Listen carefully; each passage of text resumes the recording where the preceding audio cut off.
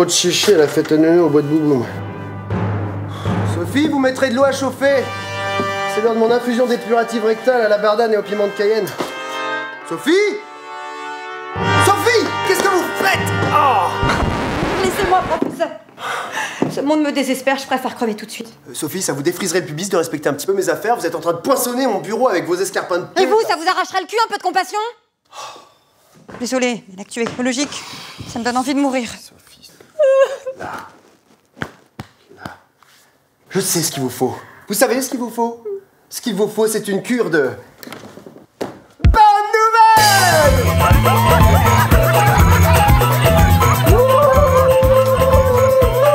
Bonne nouvelle, bonne nouvelle! Les chroniques écologiques du professeur Feuillage. Souvenez-vous, Sophie, en 2013, cette pétition de l'ONG Bloom contre les chalutages en eau profonde. Le truc contre Intermarché, relayé par Pénélope Bageux? Absolument. Eh ben, cette action a permis de sensibiliser le public contre les dangers de cette pratique à l'égard des fonds marins. Et alors? Eh ben, alors, depuis 2017, racler le fond des océans. Avec des gros filets lestés, en défonçant au passage la faune et la flore des fonds marins que personne ne voit, donc tout le monde s'en fout, bah ça c'est interdit. Ouais, super, en dessous de 800 mètres de profondeur. En plus, je vous signale que cet accord ne concerne pas les eaux internationales. Du coup, les chalutiers pourront faire ce qu'ils veulent. Hors de l'espace maritime européen, youpi! Mais c'est un premier pas, Sophie. On sait maintenant que la société civile a les moyens d'engendrer des décisions institutionnelles contraignantes à l'égard des lobbies. On peut tous agir en boycottant les enseignes qui vendent des poissons menacés. Prenez la barre. Comme par exemple la Lotte, la Dorade Sébaste ou encore le sabre noir. Notre façon de faire les courses pour avoir un impact beaucoup plus positif que notre bulletin de vote. Sophie, dites paquebot. Sophie, non! En 2016, le président Barack Obama, alors en fin de mandat, permet l'interdiction de nouveaux forages de pétrole et de gaz dans les eaux territoriales de l'Arctique et dans 31 canyons sous-marins de l'Atlantique Nord. Ouais, jusqu'à ce que Trump et les lobbies se foutent tout ça au cul. Eh bien non, Sophie. Cette mesure est rendue définitive par un texte bien antérieur datant de 1953. l'Outer Continental Shelf Land Act, ce qui signifie, Sophie, en français. Loi sur les terres du plateau continental. C'est un acte fort de sanctuarisation et de préservation des écosystèmes de ces régions si fragiles. En même temps, à l'autre bout du monde, en Antarctique, la plus grande réserve maritime du monde a été reconnue par la communauté internationale en mer de Ross. 1,5 million de kilomètres carrés, soit 15% de la surface océanique totale, préservée de toute activité humaine. Sophie! Sophie, non!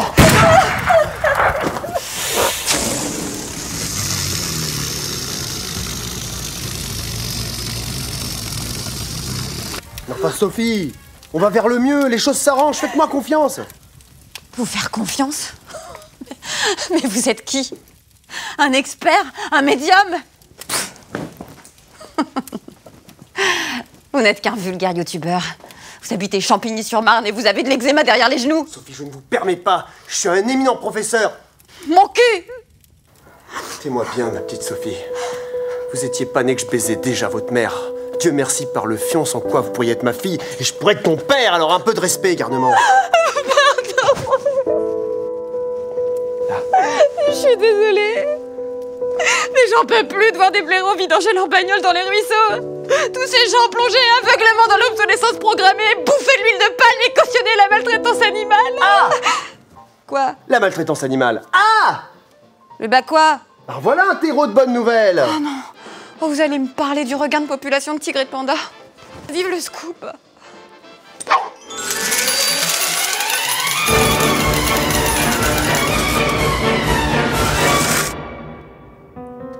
Sophie, quand même, c'est indéniable. Dans le monde, il y a de plus en plus de gens qui sont sensibles à la cause animale, quand même. Bah, globalement, dans le monde, il y a encore un paquet de gros enculés. Des révélations scandaleuses qui ont été faites sur le traitement des animaux en abattoir, globalement, l'opinion publique évolue. Concrètement, il se passe quoi? Concrètement, regardez, les parcs aquatiques, ils sont boudés par le public. La reproduction des mammifères marins y est interdite. Donc du coup, de facto, ils sont voués à disparaître. Et puis vous voyez tous ces États européens qui interdisent les animaux sauvages dans les cirques. La Belgique, l'Autriche, et en Grèce, c'est même tous les animaux qui sont interdits dans les cirques, même les chiens et les chats. Puis il y a des initiatives locales. Le Conseil de Madrid a interdit les exhibitions d'animaux sauvages. C'est bien ça. Pardon, hein, mais en matière de bien-être animal, pour l'Espagne, on repassera. La corrida, c'est pas de la thalasso pour bovins, il me semble. La Catalogne a interdit la corrida en 2010. Décision annulée en 2016 par le Conseil constitutionnel espagnol, je vous signale. Sophie, la bonne nouvelle, comme le dirait Victor Hugo, c'est que rien n'arrête une idée dont le temps est venu. En dépit des lois, la plupart des gens sont contre ces barbaries. J'en veux pour preuve le sondage IFOP commandé par l'Alliance anti-corrida. Il indique que 75% des habitants des départements français qui organisent les corridas sont contre. Ils sont contre 75%, Sophie. Franchement, tant qu'il y aura des abattoirs... Sophie, en fait, Sophie! Sophie, restez avec moi. Sophie, restez avec moi. Là. Ça va? Il est bizarre cet épisode, il met tout le monde mal à l'aise. Vous voulez plus mourir alors? Bah non, je veux me battre pour un monde meilleur.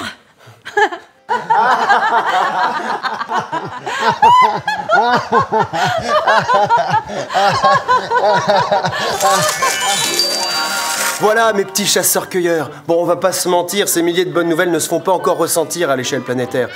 Avec Sophie, on aurait aimé que cette chronique dure des heures, vous saouler d'infos positives, ne plus en finir avec les bonnes nouvelles, comme dans un rêve. Mais le rêve peut devenir réalité. Les bonnes nouvelles émanent chaque jour de nos prises de conscience, de nos initiatives, de nos actions, de notre capacité commune à s'indigner, à se battre et à changer l'avenir. La vraie bonne nouvelle, vous ne la trouverez pas à la télé, sur le web ou dans les journaux. La vraie bonne nouvelle, c'est vous, c'est toi derrière ton écran qui a compris qu'il faut changer son mode de consommation. Toi qui viens d'adhérer à une association qui nettoie les plages, toi qui viens de t'inscrire à un stage de permaculture ou d'autoconstruction, et toi qui as juste convaincu un pote de moins bouffer de viande. La vraie bonne nouvelle, c'est ceux qui innovent, qui changent et qui font voyager cette nouvelle façon d'imaginer l'humanité. La vraie bonne nouvelle, c'est que bientôt on sera plus nombreux que ceux qui s'en foutent. Comme un vrai petit requin.